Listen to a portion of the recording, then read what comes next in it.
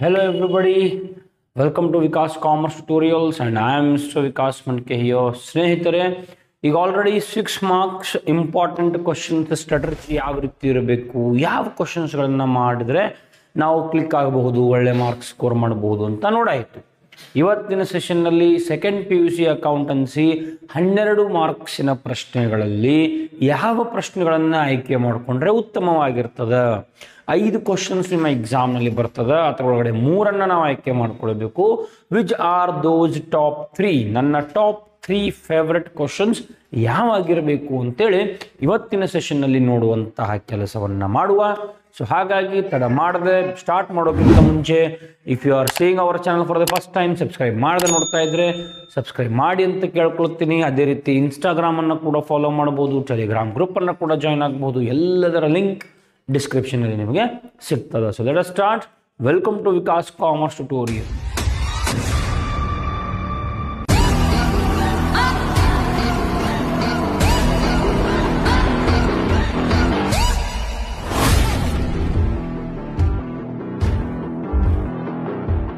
Okay ಸ್ನೇಹಿತರೆ, ಇವತ್ತಿನ ಸೆಷನನ್ನು start ಮಾಡುವಂಥ ಕೆಲಸವನ್ನು ಮಾಡುವ. ಇವತ್ತೇನು ಮಾಡ್ತಾ ಇದ್ದೀವಿ, 12 ಮಾರ್ಕ್ಸಿನ ಕ್ವಶನ್ಸನ್ನು ನಾವು ನೋಡ್ತಾ ಇದ್ದೀವಿ. 12 ಮಾರ್ಕ್ಸ್ ಲರ್ನಿಂಗ್ ಸ್ಟ್ರಾಟಜಿ ಯಾವ ರೀತಿ ಇರಬೇಕು. ಈಗ ಆಲ್ರೆಡಿ ಪ್ರಾಫಿಟ್ ಆ್ಯಂಡ್ ಲಾಸ್ ಸ್ಟೇಟ್ಮೆಂಟನ್ನು ಮಾಡಿದ್ದೀವಿ, ಬ್ಯಾಲೆನ್ಸ್ ಶೀಟನ್ನು ಮಾಡಿದ್ದೀವಿ ಆ್ಯಸ್ ಪರ್ ಶೆಡ್ಯೂಲ್ 3 ಅಂತ. ಇನ್ನೂ ಬಹಳಷ್ಟು ವಿಡಿಯೋಗಳನ್ನು ಅಪ್ಲೋಡ್ ಮಾಡಲಿಕ್ಕೆ ಇದೆ. First year accountancy, second year accountancy, ಭಾಳಷ್ಟು ವಿಡಿಯೋಗಳು ಕೂಡ ನಿಮ್ಮ ಮುಂದೆ ಬರ್ತದೆ. ಈಗ ಸದ್ಯಕ್ಕೆ 12 ಮಾರ್ಕ್ಸಿನ ಸ್ಟ್ರಾಟಜಿ ಯಾವ ರೀತಿ ಇರಬೇಕು, ಯಾವೆಲ್ಲ ಕ್ವಶನ್ಸನ್ನ ಮಾಡಬೇಕು ಅಂತ ನೋಡುವ. ಮೊದಲಿಗೆ ಆ 5 ಕ್ವಶನ್ಸ್ ಯಾವುವು ಅನ್ನೋದನ್ನು ನಾವು ಲಿಸ್ಟ್ ಮಾಡುವ. Which are those 5 questions which are going to be asked for your exam. ನಿಮ್ಮ ಎಕ್ಸಾಮ್ಗೆ ಬರುವಂತಹ 5 ಪ್ರಶ್ನೆಗಳಾದರೂ ಯಾವುವು ಅಂತ ನೋಡೋಣ. ಮೊದಲೇದು 12 ಮಾರ್ಕ್ಸ್ಗೆ ಅವ್ರು ಯಾವ್ದು ಕೇಳ್ತಾರಪ್ಪ ಅಂದರೆ, ಒಂದು ಅಡ್ಮಿಷನ್ ಅಥವಾ ರಿಟೈರ್ಮೆಂಟ್ ಕ್ವಶನ್ ಬರಬಹುದು. ಅಡ್ಮಿಷನ್ ಅಥವಾ ರಿಟೈರ್ಮೆಂಟ್ ಅನ್ನೋ ಕ್ವಶನ್ ಎಕ್ಸಾಮ್ಗೆ ಬರುವಂತಹ ಎಲ್ಲ ಸಾಧ್ಯತೆ ಇರ್ತದೆ. ಅದಾದ ನಂತರ ಎರಡನೇದು ಯಾವ್ದು ಕೇಳ್ತಾನಪ್ಪ ಅಂದರೆ, ಇಂಪಾರ್ಟೆಂಟ್ ಡಿಸಲ್ಯೂಷನ್ ಆಫ್ ಪಾರ್ಟ್ನರ್ಶಿಪ್ ಅಂತ ಕರಿತೀವಿ. ಡಿಸಲ್ಯೂಷನ್ ಮೇಲೆ ಒಂದು 12 ಮಾರ್ಕ್ಸ್ ಕ್ವಶನ್ ಬರ್ತದೆ. ಅದಾದ ನಂತರ ಅಕೌಂಟಿಂಗ್ ಫಾರ್ ಶೇರ್ ಕ್ಯಾಪಿಟಲ್, ಇದ್ರ ಮೇಲೆ ಒಂದು 12 ಮಾರ್ಕ್ಸ್ ಕಂಪಲ್ಸರಿ ಕ್ವಶನ್. ಅದಾದ ನಂತರ issue and redemption of debentures, ಇದ್ರ ಮೇಲೆ ಒಂದು ಕಂಪಲ್ಸರಿ ಕ್ವಶನ್ ಬರ್ತದೆ. ಅದಾದ ನಂತರ ಲಾಸ್ಟ್ 12 ಮಾರ್ಕ್ಸ್ಗೆ ಬರುವಂತಹ ಒಂದು compulsory question accounting ratios. Okay, ಈಗ ನಾನು ಎಕ್ಸ್ಪ್ಲೇನ್ ಮಾಡ್ಕೊತ ಹೋಗ್ತೀನಿ ಯಾವ ಕ್ವಶನ್ಸ್ನಲ್ಲಿ ಏನೇನು ಮಾಡಬಹುದು ಅಂತ. ಈಗ ಅಡ್ಮಿಷನ್ನಲ್ಲಿ ನೀವು 3 ಅಕೌಂಟ್ಸ್ ಮಾಡ್ತೀರಿ: revaluation account, partners capital account ಮತ್ತು balance sheet, new balance sheet. Admission retirement both are actually same. ಒಂದು ಸ್ವಲ್ಪ ರಿವರ್ಸ್ ಕ್ಯಾಲ್ಕುಲೇಷನ್ ಮಾಡಬೇಕಾಗ್ತದೆ. ಎರಡರಾಗ ಯಾವುದರೆ ಒಂದು ಬರ್ತದೆ. 6 ಮಾರ್ಕ್ಸ್ ಕ್ಯಾಟಗರಿಯಲ್ಲಿ ಗೇನ್ ರೇಷಿಯೋ ಬರೋದ್ರಿಂದ gain ratio is related with retirement. Gain ratio ಅಂತಂದ್ರೆ ರಿಟೈರ್ಮೆಂಟ್ ಚಾಪ್ಟರ್ದಾಗ ಮಾಡ್ತೀವಿ, ನಿಮ್ಗೆಲ್ಲರಿಗೂ ಗೊತ್ತು. ಆ ಗೇನ್ ರೇಷಿಯೋ 6 ಮಾರ್ಕ್ಸ್ ಬರೋದ್ರಿಂದ ರಿಟೈರ್ಮೆಂಟ್ 12 ಮಾರ್ಕ್ಸ್ಗೆ ಬರೋದು ಡೌಟ್. ಬಿಕಾಸ್ 6 ಮಾರ್ಕ್ಸ್ನಲ್ಲಿ ರಿಟೈರ್ಮೆಂಟ್ ಚಾಪ್ಟರ್ ಮೇಲೆ ಬಂತು ಅಂದರೆ ಇಲ್ಲಿ 12 ಮಾರ್ಕ್ಸ್ ಅಡ್ಮಿಷನ್ ಬರಬೇಕು. ಒಂದು ಚಾಪ್ಟರ್ನ ಬರಲಿಕ್ಕೆ ಅವಕಾಶ ಇಲ್ಲ. ಓಕೆ, ಸೊ ಹಾಗಾಗಿ ನನ್ನ ಫೇವ್ರೆಟ್ ಯಾವುದಪ್ಪ ಅಂದರೆ ಅಡ್ಮಿಷನ್. ಈಗ ಅಡ್ಮಿಷನ್ನಲ್ಲಿ ಒಂದು 3-4 ಕೇಸ್ಗಳನ್ನು ನೋಡ್ತೀವಿ.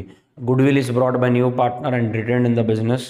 ಆಮೇಲೆ goodwill is half withdrawn by the old partners, goodwill is full withdrawn by the old partners, ಆಮೇಲೆ ಕ್ಯಾಪಿಟಲ್ ಅಡ್ಜಸ್ಟ್ಮೆಂಟ್ಸ್. ಈ ರೀತಿ 4 ಕೇಸ್ಗಳನ್ನು ಅಡ್ಮಿಷನ್ ಚಾಪ್ಟರ್ನಲ್ಲಿ ನೋಡ್ತೀವಿ. ಅದ್ರ ಮೇಲೆ ಹಲವಾರು ಪ್ರಾಬ್ಲಮ್ಗಳನ್ನು ಸಾಲ್ವ್ ಮಾಡುವ. ಇಲ್ಲಿ ತನಕ ಕ್ಯಾಪಿಟಲ್ ಅಡ್ಜಸ್ಟ್ಮೆಂಟ್ಸ್ ಮೇಲೆ ಎಲ್ಲಿಯೂ ಕ್ವಶನ್ ಕೇಳಿರಲಿಲ್ಲ ಅವರು. ಬಟ್ ಮಾಡೆಲ್ ಕ್ವಶನ್ ಪೇಪರ್ ನೋಡಿದಾಗ ಅಲ್ಲಿ ಅಡ್ಮಿಷನ್ ಮೇಲೆ 12 ಮಾರ್ಕ್ಸ್ ಕ್ವಶನ್ಸ್, ಕ್ಯಾಪಿಟಲ್ ಅಡ್ಜಸ್ಟ್ಮೆಂಟ್ ಮೇಲೆ 12 ಮಾರ್ಕ್ಸ್ ಕ್ವಶನ್ಸ್ ಬಂದದ. ಓಕೆ, ಅದಾದ ನಂತರ ಡಿಸಲ್ಯೂಷನ್ನಲ್ಲಿ ಯಾವುದೇ ರೀತಿ ಕೇಸ್ಗಳಿಲ್ಲ, ಏನೂ ಇಲ್ಲ. Very simple. ರಿಯಲೈಸೇಷನ್ ಅಕೌಂಟ್ ಮಾಡ್ತೀವಿ which will be asked for 7 marks. ಅದಾದ ನಂತರ ಪಾರ್ಟ್ನರ್ಸ್ ಕ್ಯಾಪಿಟಲ್ ಅಕೌಂಟ್ ಮಾಡ್ತೀವಿ. Okay, realisation account, partners capital account, ಅದಾದ ನಂತರ cash or bank account. So ಈ ರೀತಿ 3 ಅಕೌಂಟ್ಸ್ ಮಾಡ್ತೀವಿ. Realisation is for 7 marks, partners capital 3 marks, cash or bank for 2 marks. So 7 + 3 10, 10 + 2 12. So ಇಲ್ಲಿ realisation account is very very important. ಬಹಳ simple ಅದ resolution. ಅದ್ರ ಮೇಲೂ ಕೂಡ ಈಗ ಆಲ್ರೆಡಿ ಹೋದ ಬ್ಯಾಚಿಗೆ ನಾನು ಪ್ರಾಬ್ಲಮ್ಸ್ ಮಾಡಿದ್ನಿ 2023-24. ಸೊ 24-25 ಇನ್ನೂ ಪ್ರಾಬ್ಲಮ್ಸ್ ಮಾಡಿಲ್ಲ, ಇನ್ನು ಮಾಡ್ತೀನಿ ನಾವು ಇನ್ನು ಮುಂದೆ ನಮ್ಮ ಎಕ್ಸಾಮ್ ತನಕ ಕಂಪ್ಲೀಟ್ಲಿ ನಿಮಗೆ ರಿವಿಷನ್ ಮಾಡಿಸ್ತೀನಿ. ಅದಾದ ನಂತರ share capital, very simple, issue of shares at premium for future reissue ಅದು ಬರ್ತದೆ. ಯಾಕಂದರೆ ಪಾರ್ ಮತ್ತು ಡಿಸ್ಕೌಂಟ್ ಭಾಳ ರೇರ್ ಬರೋದು ಎಕ್ಸಾಮ್ಗೆ, ಡಿಸ್ಕೌಂಟ್ ಅಂದರೂ ಇಲ್ಲ, ಪಾರ್ ಅಂತರೂ ಬರೋದು ಡೌಟ್. ಸೊ ಪ್ರೀಮಿಯಮ್ ಮೇಲೆ ಇಶ್ಯೂ ಮಾಡಬೇಕು, ಆಮೇಲೆ ಫಾರ್ಫೀಚರ್ ಆಗ್ತದೆ, ಕ್ಯಾನ್ಸಲೇಷನ್ ಆಗ್ತದೆ, ಅದಾದ ನಂತರ ರೀಇಶ್ಯೂ ಮಾಡಬೇಕು. ಸೊ ಇದು ಕೂಡ ವೆರಿ ಸಿಂಪಲ್ ಕ್ವಶನ್. ಡಿಬೆಂಚರ್ಸ್ ನಾನು ಪ್ರಿಫರ್ ಮಾಡೋಂಗಿಲ್ಲ. I am not so favourite of this debentures chapter because ಡಿಬೆಂಚರ್ಸ್ನಲ್ಲಿ 4-5 ಕೇಸ್ಗಳು ಬರ್ತಾವೆ, ಯಾವ್ದು ಬರ್ತದೆ ಅಂತ ನಮಗೂ ಗೊತ್ತಿಲ್ಲ. ಆಮೇಲೆ ಅಷ್ಟೆಲ್ಲ ಒಂದು 12 ಮಾರ್ಕ್ಸ್ ಪ್ರಾಬ್ಲಮ್ ಸಲುವಾಗಿ ಅಷ್ಟೆಲ್ಲ ಸ್ಟಡಿ ಮಾಡೋ ಅವಶ್ಯಕತೆ ಇಲ್ಲ ಅಂತ ನಾನು ಭಾವಿಸ್ತೀನಿ. ನಾಲೆಜ್ ಬೇಕಾಗಿತ್ತು ಸರ್, ನಾವು ನಾಲೆಜ್ ಇನ್ಕ್ರೀಸ್ ಆಗ್ತದೆ ನಾವು ಮಾಡ್ತೀವಿ ಅಂದರೆ ನೀವು ಡಿಬೆಂಚರ್ಸ್ ಮಾಡಿರಿ. But I am speaking about strategy, I am speaking about good marks ಬೇಕು, ಸ್ಟ್ರಾಟರ್ಜಿ ಬೇಕು ಅಂದರೆ ಡಿಬೆಂಚರ್ಸ್ನ ಸ್ಕಿಪ್ ಮಾಡಿರಿ. ಇನ್ನು accounting ratio, profitability, liquidity, solvency, ಈ ರೀತಿ 4 ಭಾಗಗಳಿದಾವೆ. ಆಮೇಲೆ ಇಲ್ಲಿ ಮೊದಲು 6 ಮಾರ್ಕ್ಸ್ ಬರ್ತಾ ಇತ್ತು, ಈಗ 6 ಮಾರ್ಕ್ಸ್ ಇಲ್ಲ. ಅಕೌಂಟಿಂಗ್ ರೇಷಿಯೋ ಕೂಡ ಮೊದಲು 6 ಮಾರ್ಕ್ಸ್ ಬರ್ತಾ ಇತ್ತು, ಈಗ 6 ಮಾರ್ಕ್ಸ್ ಇಲ್ಲ. ಅಕೌಂಟಿಂಗ್ ರೇಷಿಯೋ ಮತ್ತು ಡಿಬೆಂಚರ್ಸ್ ಎರಡೂ ಚಾಪ್ಟರಿಂದ 6 ಮಾರ್ಕ್ಸನ್ನು ಡಿಲೀಟ್ ಮಾಡಲಾಗಿದೆ, ಓನ್ಲಿ 12 ಮಾರ್ಕ್ಸ್ ಮಾತ್ರ ಇಟ್ಟಿದ್ದಾರೆ ಅವರು.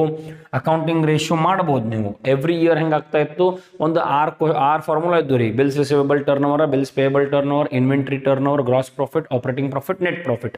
ಇವ 6 ಫಾರ್ಮುಲಾಸ್ ಒಂದು 3-4 ಇಯರ್ಸ್ ಕ್ವಶನ್ ಪೇಪರ್ಸ್ದಾಗ ರಿಪೀಟ್ ಆಗ್ತಾ ಇತ್ತು. ಬಟ್ ಈ ವರ್ಷ ಯಾವುದೇ ಚಾನ್ಸ್ ಇಲ್ಲ ರಿಪೀಟ್ ಆಗಲಿಕ್ಕೆ, ಬಿಕಾಸ್ ಮಾಡೆಲ್ ಕ್ವಶನ್ ಪೇಪರ್ಸನ್ನು ನೋಡಿದಾಗ 3 ಮಾಡೆಲ್ ಕ್ವಶನ್ ಪೇಪರ್ಗಳಲ್ಲಿ ಅಕೌಂಟಿಂಗ್ ರೇಷಿಯೋ ಅವ್ರು ಏನು ಕ್ವಶನ್ ಕೇಳಾರೋ ಎಲ್ಲ ಕ್ವಶನ್ ಬೇರೆ ಬೇರೆನ ಅದ.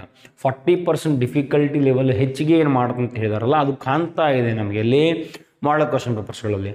ಹಾಗಾಗಿ ಅಕೌಂಟಿಂಗ್ ರೇಷಿಯೋದಾಗ ಕೂಡ 3-4 ವೆರೈಟಿ ಅದಾವು, ಅವು ಕೂಡ ನಾವು ಪ್ರಾಕ್ಟೀಸ್ ಮಾಡುವ.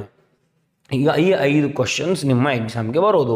Out of these 5 questions you need to write only 3 questions. ಕರೆಕ್ಟಾ? 3 ಕ್ವಶನ್ಗಳ ಆನ್ಸರನ್ನು ನೀವು ಮಾಡಬೇಕು. ಈಗ 3 ಯಾವ ಮಾಡಬೇಕು? ಡಿಫಿಕಲ್ಟಿ ಲೆವೆಲ್ ಇನ್ಕ್ರೀಸ್ ಆಗದೇ ಇರುವಂತಹ 3 ಕ್ವಶನ್ಸ್. ನನ್ನ ಪ್ರಕಾರ ನೀವು ಕೇಳೋದಾದರೆ first option should be dissolution of partnership, because very easiest chapter of these all 5. Very easy ಅದ. ಲಯಬಿಲಿಟೀಸ್ ಮತ್ತು ಅಸೆಟ್ಸ್, ಲಯಬಿಲಿಟೀಸ್ ಲೆಫ್ಟ್ ಸೈಡ್ ಇರ್ತದೆ, ಈ ಕಡೆ ರೈಟ್ ಸೈಡ್ ಹೋಗಬೇಕು. ಅಸೆಟ್ಸ್ ಆ ಕಡೆ ಇರ್ತದೆ, ಈ ಕಡೆ ಬರಬೇಕು. ತಗೊಂಡಿದ್ದ ಕಡೆ ಅಪೋಸಿಟ್ ಪೇಮೆಂಟ್ ಮಾಡಬೇಕು, ಅಪೋಸಿಟ್ ರಿಯಲೈಸ್ ಮಾಡಬೇಕು. ಇದೆಲ್ಲ ನಾನು ಡಿಸಲ್ಯೂಷನ್ ಪ್ರಾಬ್ಲಮ್ ಮಾಡಬೇಕಂದ್ರೆ ಹೇಳ್ತೀನಿ. Very easiest chapter. ಯಾವುದೇ ಪರಿಸ್ಥಿತಿಯಲ್ಲಿ ಡಿಸಲ್ಯೂಷನನ್ನು ಕೈ ಬಿಡೋ ಮಾತೇ ಇಲ್ಲ. ಕಂಪಲ್ಸರಿ ಡಿಸಲ್ಯೂಷನ್ ಪ್ರಾಕ್ಟೀಸ್ ಮಾಡಲೇಬೇಕು. ಅದಾದ ನಂತರ share capital. The second top favourite is go for accounting for share capital. 6 entries related with ಯಾವ ಇಶ್ಯೂ, ಅಲ್ಲಿ ಏನು ಮಾಡ್ತೀರಿ, ಅಪ್ಲಿಕೇಶನ್ ಸ್ಟೇಜ್ ಬರ್ತದೆ, ಅಲಾಟ್ಮೆಂಟ್ ಸ್ಟೇಜ್ ಬರ್ತದೆ, first and final cost stage ಬರ್ತದೆ. ಅದನ್ನು ಹೆಂಗೆ ನೆನಪಿಟ್ಕೊಳ್ಬೇಕು ಅನ್ನೋದು ನಾನು ಭಾಳ ಶಾರ್ಟ್ಕಟ್ ಟೆಕ್ನಿಕನ್ನು ಹೇಳ್ತೀನಿ ನಿಮಗೆ. ಅದು accounting for share capital already ನಾವು ಪ್ರೀವಿಯಸ್ ಬ್ಯಾಚ್ಗಳಿಗೆ ನಾವು ಮಾಡಿದ್ದೀವಿ ಕ್ವಶನ್ಸ್ಗಳನ್ನು. ಈ ಬ್ಯಾಚಿಗೆ ಕೂಡ ಒಂದು ಹೊಸ ಶಾರ್ಟ್ಕಟ್ ಟೆಕ್ನಿಕನ್ನು ಕಂಡುಹಿಡಿದಿದ್ದೀನಿ. ಹೆಂಗೆ ನಾವು ಎಂಟ್ರಿ ಮಾಡಬೇಕು. 9 ಎಂಟ್ರೀಸ್ ಬರ್ತದೆ, ಸ್ಟಾರ್ಟಿಂಗ್ 6 ಎಂಟ್ರೀಸ್, ಆಮೇಲೆ 3 entries related with 1 entries for feature, 7th entry, 8th entry related with reissue, 9th entry balance in for feature account. ಅದನ್ನು ತೋರಿಸ್ತೀನಿ ಹೆಂಗೆ ಮಾಡಬೇಕು ಅಂತ. So second go for share capital, because very easy ಎರಡು. ಇನ್ನು top 3 ಅಂತ ಯಾವುದಾದ್ರೂ ಇದ್ದರೆ ಡಿಬೆಂಚರ್ಸ್ ನಾವು ಕ್ಯಾನ್ಸಲ್ ಮಾಡ್ತಾ ಇದ್ದೀವಿ, ಬಿಟ್ಬಿಡ್ರಿ. ಇನ್ನು ಅಕೌಂಟಿಂಗ್ ರೇಷಿಯೋ ಮತ್ತು ಅಡ್ಮಿಷನ್ ಯಾವುದಕ್ಕೆ ಹೋಗಬೇಕು? Go for admission. Okay, go for admission as your top 3rd favourite. Retirement ಬಿಟ್ಟುಬಿಡ್ರಿ, ಅಡ್ಮಿಷನ್ನ ಮಾಡಿರಿ. ಅಡ್ಮಿಷನ್ದಾಗ 4 ಕೇಸ್ ಅವ್ರಿ ಸರ್, ಯಾವ ಮಾಡೋದು? ಎಲ್ಲ ಈ ಸೇಮ್ ಅದಾವೆ. ಒಂದು ನಾರ್ಮಲ್, ಒಂದು ಅಡ್ಜಸ್ಟ್ಮೆಂಟ್ ಮಾತ್ರ ಚೇಂಜ್ ಆಗ್ತದೆ, ಅದು ಬಿಟ್ಟರೆ ಏನೂ ಇಲ್ಲ. ಕ್ಯಾಪಿಟಲ್ ಅಡ್ಜಸ್ಟ್ಮೆಂಟ್ ಮೇಲೆ you need to focus. Capital adjustment ನಾನು ಮಾಡ್ತೀನಿ ಈ ಕ್ಲಾಸ್ನಲ್ಲಿ, ಮುಂದಿನ ಕ್ಲಾಸ್ಗಳಲ್ಲಿ ಬರುವಂಥ ಕ್ಲಾಸ್ಗಳಲ್ಲಿ ಕ್ಯಾಪಿಟಲ್ ಅಡ್ಜಸ್ಟ್ಮೆಂಟ್ ಮಾಡುವ. ಸೊ ಅದನ್ನು ಕೂಡ ನಾವು ಮಾಡುವ. ಸೊ ಕ್ಯಾಪಿಟಲ್ ಅಡ್ಜಸ್ಟ್ಮೆಂಟ್ ಮೇಲೆ ಫೋಕಸ್ ಮಾಡಬೇಕು ಈ ಸಲ, ಬಟ್ ಸ್ಟಿಲ್ ಎಕ್ಸ್ಟ್ರಾ ಕೂಡ ಮಾಡಬೇಕು. 2 ಕ್ವಶನ್ ನೋಡ್ರಿ, ಈ 2 ಕ್ವಶನ್ನ ನಮಗೆ ಡೌಟೇ ಇಲ್ಲ. ರಿಸಲ್ಯೂಷನ್ ಮತ್ತು share capital we don't have any doubt. 12 + 12 24 marks are in your pocket. 24 marks ನಿಮ್ಮ ಪಾಕೆಟ್ನಲ್ಲಿ ಅದ. ಇನ್ನು 6 ಮಾರ್ಕ್ಸ್ದಾಗೂ ಕೂಡ ಎಕ್ಸಿಕ್ಯೂಟರ್ಸ್ ಅಕೌಂಟ್ ಅದ, ಕಂಪಲ್ಸರಿ 6 ಮಾರ್ಕ್ಸ್, ಅದನ್ನು ಪ್ರಾಕ್ಟೀಸ್ ಮಾಡಿರಿ. ಸ್ಯಾಕ್ರಿಫೈಸ್ ರೇಷಿಯೋ ಮಾಡಿರಿ, ಅದು 6 ಮಾರ್ಕ್ಸಿಗೆ ಬರ್ತದೆ. ಅದಾದ ನಂತರ 6 ಮಾರ್ಕ್ಸ್ಗೆ ನಾವು ಇದನ್ನು ಮಾಡಬಹುದು, ಯಾವುದು ಎಕ್ಸಿಕ್ಯೂಟರ್ಸ್ ಅಕೌಂಟ್, ಆಮೇಲೆ ನಮ್ಮ ಪಿ ಆ್ಯಂಡ್ ಎಲ್ ಅಪ್ರಾಪ್ರಿಯೇಷನ್, ಆಮೇಲೆ ಇಂಟ್ರೆಸ್ಟ್ ಆನ್ ಡ್ರಾಯಿಂಗ್ಸ್, ಆಮೇಲೆ ಗ್ಯಾರಂಟಿ, ಮೂರರ ಯಾವ್ದಾರ ಒಂದು ಬರ್ತದೆ. That is also very very easy and very important. P and L account ಕೂಡ ನೀವು ಮಾಡಬಹುದು. ಅರ್ಥ ಆಯ್ತಾ? ಅದನ್ನು ಕೂಡ ನೀವು ಇಲ್ಲೇನು ಮಾಡ್ಬೋದು, ಒಂದೊಂದು ಕ್ವಶನ್ ಮಾಡಬಹುದು. ಅರ್ಥ ಆಯ್ತಾ? ಪಿ ಆ್ಯಂಡ್ ಎಲ್ ಸ್ಟೇಟ್ಮೆಂಟ್ ಅಂತ ಕರಿತೀವಿ.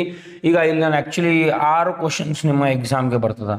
ನಾನು ಮರ್ತೆ ಅದನ್ನು ಹೇಳಲಿಕ್ಕೆ, because 6 marks they ask only 5, but in 12 marks they ask 6 questions. Okay, ಯಾವುದು 6th ಕ್ವಶನ್ ಅಪ್ಪ ಅಂದರೆ ಇಲ್ಲಿ they compulsorily ask comparative and common size statement. ಇದನ್ನು ಹೇಳಲಿಕ್ಕೆ ಮರ್ತೆ ನಾನು, I am extremely sorry. Comparative and common size ಇದು ಕೂಡ ವೆರಿ ವೆರಿ ಸಿಂಪಲ್ ಆಗಿರುವಂಥದ್ದು.